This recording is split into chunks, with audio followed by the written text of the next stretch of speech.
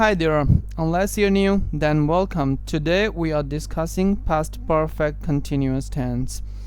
এটা হচ্ছে অতীতে কোনো একটা কাজ শুরু হয়ে কিছু সময় ধরে চলেছিল and then আরেকটা কাজ হয়। সো প্রথমে যে কাজটা কিছু সময় ধরে চলেছিল সেটাকে বলা হয় past perfect continuous tense and পরেরটাকে বলা হয় past indefinite tense. For example, she had been working for 2 hours before you arrived. তুমি আসার আগে সে 2 ঘন্টা ধরে কাজ করছিল। Or I had been trying to call you since morning before you came home. তুমি বাসায় আসার আগে আমি সকাল থেকে তোমাকে কল করার চেষ্টা করছিলাম। এই টেন্সের স্ট্রাকচার হচ্ছে সাবজেক্টের পরে had been বসে, দেন ভার্ব বসে, ভার্বের সাথে ing অ্যাড হয় and then rest of the sentence. আমরা for ইউজ করি যদি টাইমটা জানি, ধরেন 2 ঘন্টা for 2 hours।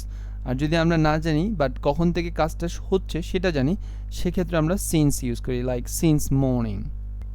So I hope you clearly understand past perfect continuous tense. Thank you very much for watching and happy learning.